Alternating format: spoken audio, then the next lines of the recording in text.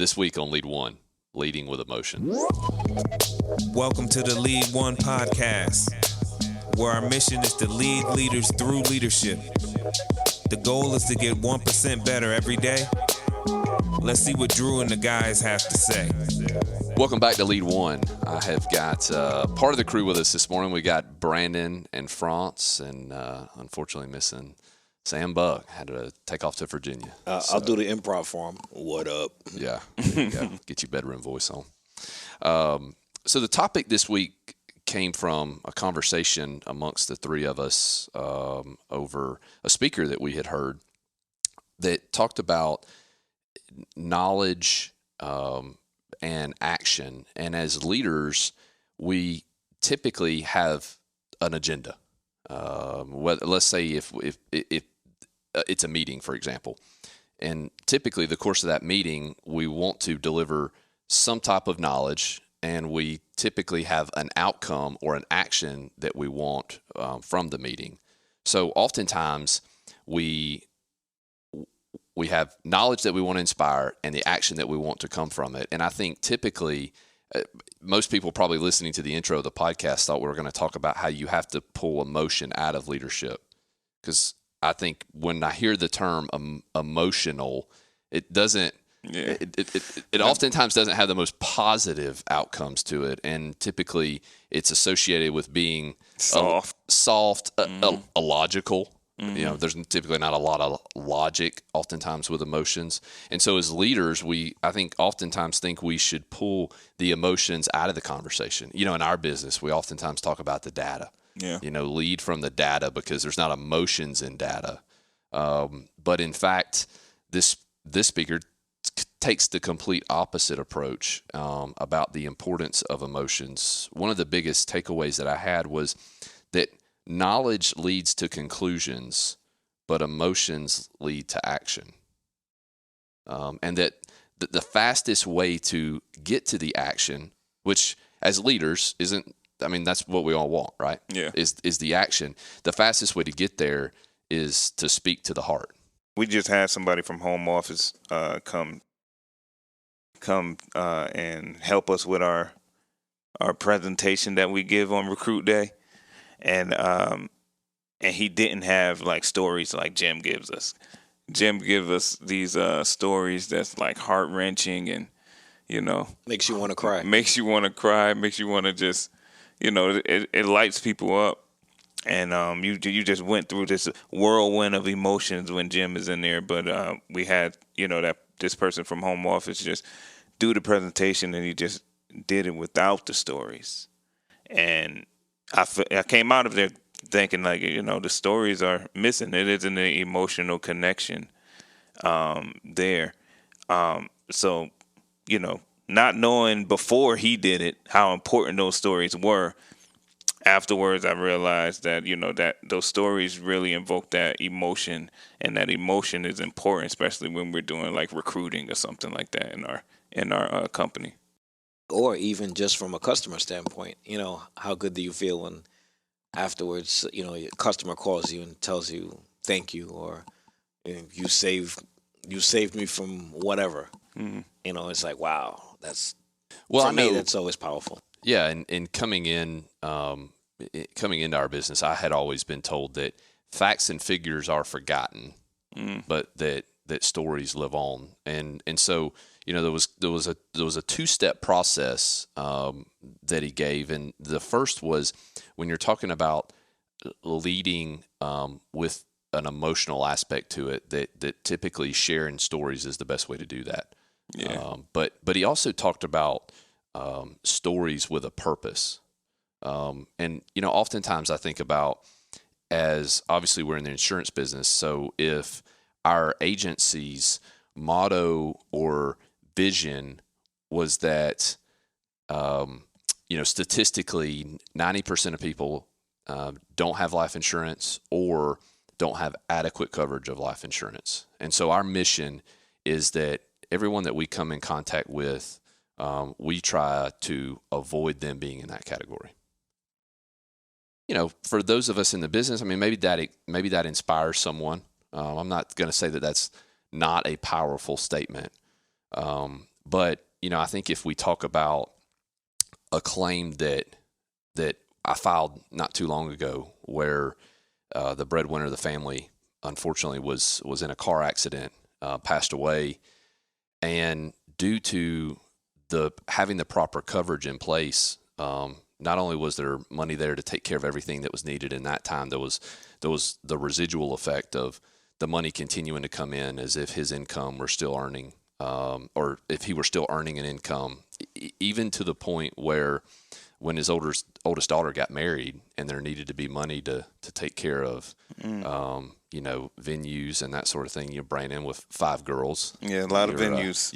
Lots of venues. and that's whose responsibility does that typically fall on? That's me. The father. Yeah. But he's not there. Yeah. And so that day on her wedding day, obviously he couldn't be there to walk her down the aisle. She had a picture of him in the bouquet. And what I later heard from the wife was that she, even though he couldn't be there, she couldn't help but look around on that day and realize that he paid for the ceremony. Still did it. Yeah. And so, once again, me personally, I got a personal connection to that story, but it's much more powerful than a statistic of 90% of people don't have enough coverage or adequate coverage. And so our mission is to prevent that. The opposite of that story is powerful too. You know what I'm saying? If he wasn't covered and he left everybody high and dry, that'll still, clean off the windshield and show how important the job that we do is. You know what I mean? Right. So either way, in that storytelling, you can definitely invoke that emotion into somebody. Whether it's negative or whether it's positive, it still leaves a lasting effect. Yeah. Obviously, we want that lasting effect to be positive. Right. And I think, the thing that stuck out is if you're going to lead with emotion, that the stories have to be purposeful. I think we all, I don't know. I guess I'm thinking of a wise prophet, or maybe your great grandfather. It's always, what's funny? This is a little off, but it's always a wise Jamaican old man at a warehouse. Yeah. I remember I used to work at this warehouse when I was like in between contracts or whatever, and it's just this old man named Clive. His name was Clive. He used to always just pour into me. You know what I mean? He like made less than me, but was like owning a house, just doing well with his money. So he was always like pouring into me. It's always somebody there. And he got so much life experience that he has a story for every single thing. Yeah, I was about to say, those guys, they don't tell you the facts and figures. Like it with those wise, and associate that with age. Yeah. It's always a story, right? Yeah, definitely. And it makes, because Jim always says that he don't hire like 19-year-olds. You know what I mean? And he says it's about life experience in our industry. And, listening to that podcast made me just realize that, you do need some life experience to be effective here. Not totally effective here, because you probably could be 19-year-old and do the job. But you do need some life experience to relate to, whoever you're leading, you know what I'm saying? Or, the family. Anytime we're talking about like family and raising children and stuff like that, that's like, call me in. Right. I can definitely. You got 5 times the experience. That's what I'm saying. Right? So I got so many different stories to help. But it does take, that life experience and, just having those stories, in the chamber for, the people you're leading, because the same problems occur. It's not really too many different things that occur. So, just, remembering how you got out of that situation, or remembering when you was in that situation and how you felt, and just relaying that message to the person that you're leading, is always beneficial. My thing is, there's one message I want to communicate, is that this doesn't come natural. I think that's a mistake that a lot of leaders make, is that they think that that they don't have to work on these types of things because And sometimes it's maybe it's because you've been in a leadership role for a long period of time, so you feel like you don't have to work on these things. It takes work to think about, because everybody's different. Mm-hmm. So I mean, it takes work to think about what is this person? How do I tap into this person's emotion? Obviously, that's much more difficult if you're speaking to a crowd of people. I'm thinking more so on the one-on-one conversations. But Franz, to your point, you harp on this, is getting to know your people. Because I think about going back to that first statement of knowledge leads to conclusions, but emotions lead to action. If sales are down, okay, I know I should get sales up. But if sales are down and ultimately that's going to cause a problem with, maybe I don't get a bonus at the end of the year, maybe that's affecting my paycheck. And you start thinking about the effects that the effects that the paycheck could have. Now all of a sudden there's an emotional connection. I think the example that he gave was, a lot of us know, okay, I need to eat healthier. I need to lose weight. I need to quit smoking those cigarettes.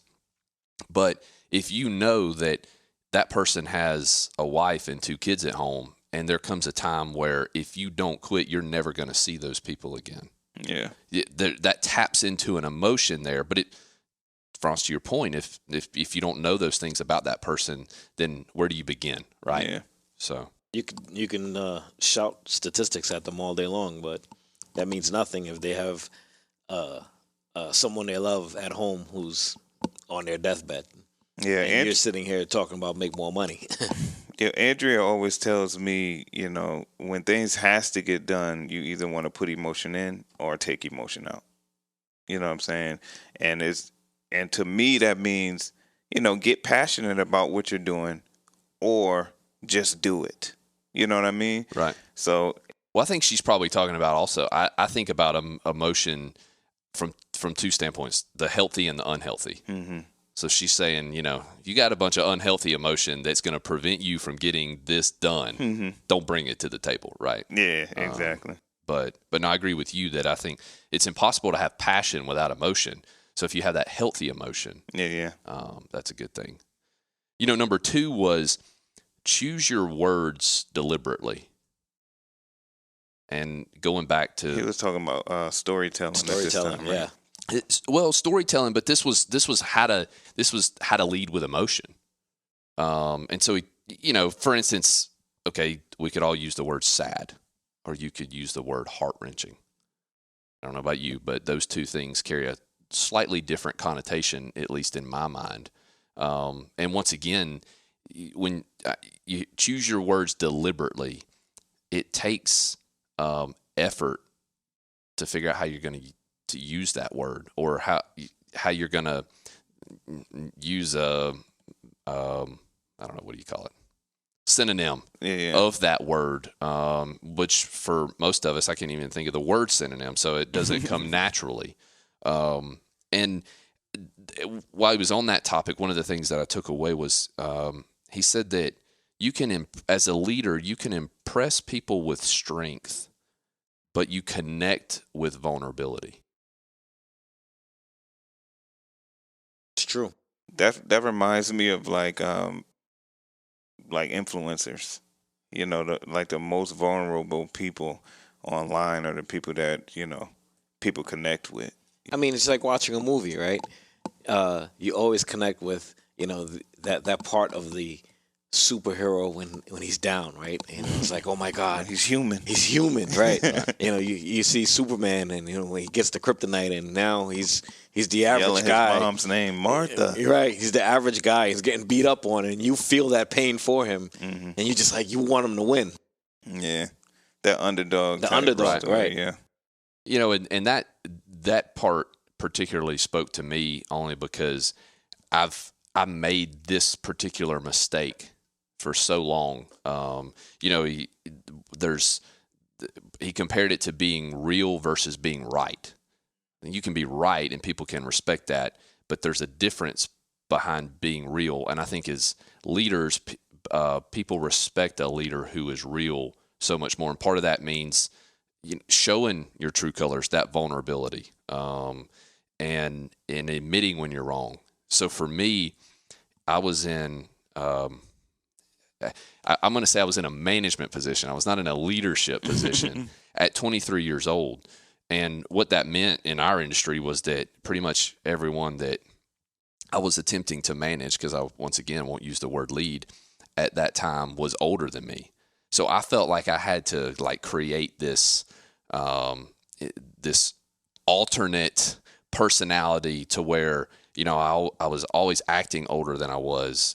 And so it's like I never could talk about what I was doing in my personal life, because that didn't relate to the guy or girl that was married and had 2 kids at home and all those things that didn't apply to me when I had started. So I never let people get to know me.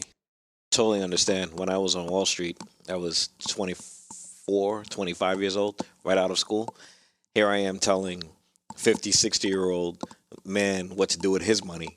And I've probably at that point in my life never even seen money. Right? So it's like you said, you have to create this alter ego of yourself to be older. And for me, what I would do is I would avoid all face-to-face meetings. Like, let's do everything over the phone. Let's do conferences.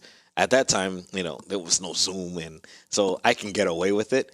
But anytime I was called to a meeting, it's like, oh, if I had a client that was coming to town, it's like, oh man, It's gonna see this baby you're gonna face. see this baby face finster, you know, looking at him with barely any hair on my face at the time. It's just, so I completely understand that, and it's like you said. At what point it's either you're managing, you're not really leading, because what experiences do you have? Well, and right. I mean, I look back and I drove through so many people because I was just focused on the result. You know, I knew what we had to do. I was trying to get the action done. And because I never would allow anyone to get to know, like truly get to know me, I consequently didn't really know them either.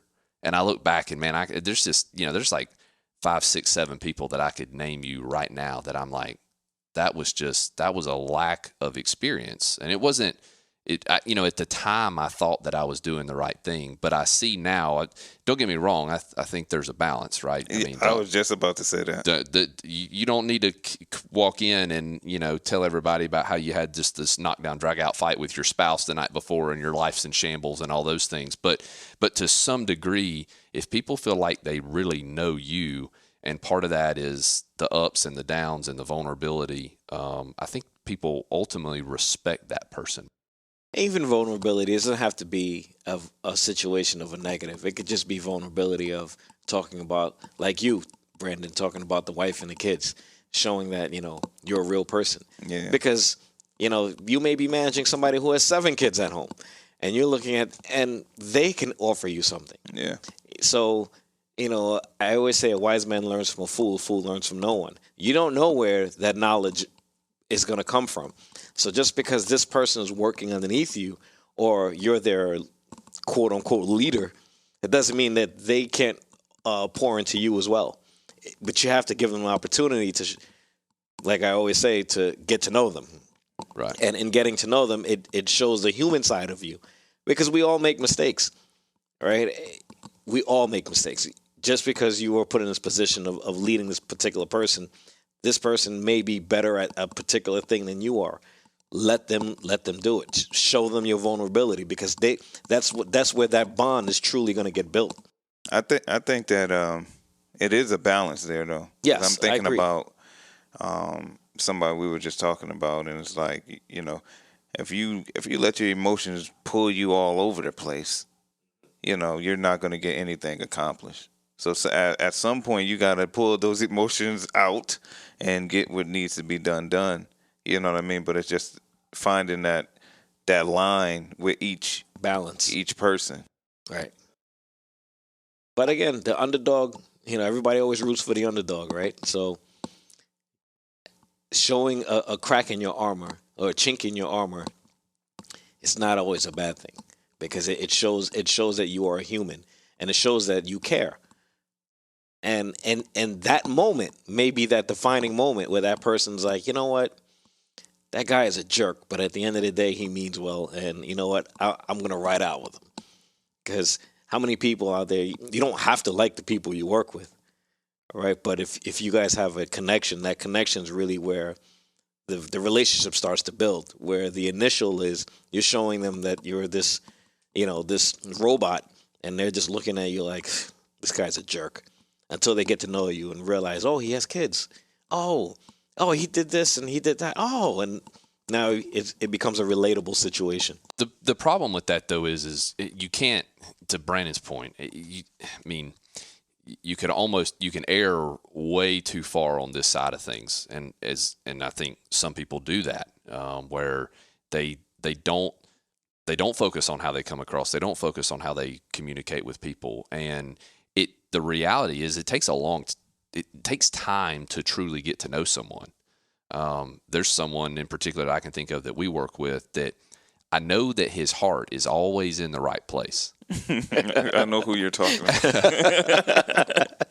But the problem is most people don't. Yeah. But the difference is I've known this particular person for 7 or 8 years. But that's not how it's perceived most of the time. So, I just, once again, everything, there's balance with everything. But I just would encourage people to not make the mistake that I did at 23 years old, where you never let someone truly get to know you, let people in. And if I'm going to leave everyone with a takeaway going into the week, I would encourage you to lead with an element of emotion, sincerity, authenticity, and the heart. Y'all have a good week. If you got 1% of value from this podcast, do us a favor. Like, comment, share, subscribe. Tell your friend, tell your coworker. Until we meet again. Lead one.